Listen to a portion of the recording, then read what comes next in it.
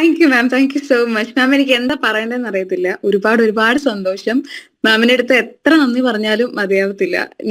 സത്യം പറഞ്ഞാൽ ഇവിടെ യുകെയിലാണ് ഞാൻ പഠിച്ചത്. അപ്പൊ എനിക്ക് അറിയത്തില്ല മാമിന് യുകെയുടെ ഒരു സിലബസ് അറിയാമോ, കേട്ടിട്ടുണ്ടോ എന്ന് അറിയത്തില്ല. നമ്മള് ഈ നാട്ടിൽ പഠിക്കുന്ന പോലെയോ US പോലെ അല്ല.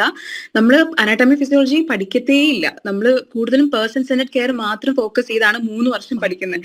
അപ്പൊ ഞാൻ വലിയ കാര്യത്തിന് നഴ്സിംഗ് പഠിക്കാനാണ് അവിടെ പോയിട്ട് അവിടെ ചെന്ന് പഠിച്ച കാര്യങ്ങള് വെച്ചിട്ട് ഞാൻ ഇംഗ്ലീഷ് എഴുതാൻ പോകുമ്പോൾ എനിക്ക് നല്ല ടെൻഷൻ ഉണ്ടായിരുന്നു, ഇത് കിട്ടുമോ ഇല്ലയോ എന്നുള്ളത്. വളരെ സർപ്രൈസ് ആയിരുന്നു മാം. കാരണം മാം പറഞ്ഞ ക്വസ്റ്റ്യൻസ് തന്നെയാണ് വന്നത്. അത് ഒരുപാട് ഒരുപാട് സന്തോഷം. എനിക്കറിയത്തില്ല, എനിക്കത് കിട്ടുമെന്ന് ഞാൻ സീരിയസ്ലി വിചാരിച്ചില്ല. കാരണം ഞാൻ ഓർത്തത് UK പഠിച്ചുകൊണ്ട് എനിക്കൊരു 2-3 അറ്റംപ്റ്റ് എങ്കിലും വേണ്ടി വരുമെന്നാണ് ഞാൻ വിചാരിച്ചത്. പക്ഷേ മാമിന്റെ സപ്പോർട്ടും അതുപോലെ പോർഷൻസ് മാം പറഞ്ഞത് മാത്രമേ വന്നിട്ടുള്ളൂ. It's quite surprising. എനിക്ക് അറിയത്തില്ല മാം എത്ര ബ്യൂട്ടിഫുൾ ആയിട്ടാണ് അതിനെ ചെയ്തെടുത്തിരിക്കുന്നതെന്ന്. ആൻഡ് എനിക്ക് എഴുതാനുള്ള കുട്ടികളോട് പറയാനുള്ളത്, വേറെ ഒന്നും നിങ്ങൾ ഫോക്കസ് ചെയ്യേണ്ട കാര്യമില്ല. നിങ്ങൾ ഇത് മാത്രം പഠിച്ചാൽ മതി. ഇത് എന്ത് മാത്രം പഠിക്കുന്നു, ക്ലാരിറ്റിയിൽ നല്ല രീതിയിൽ പഠിക്കുക. അപ്പൊ എല്ലാവരും മാം പറയുന്ന പോലെ തന്നെ കേട്ട് പഠിക്കുക.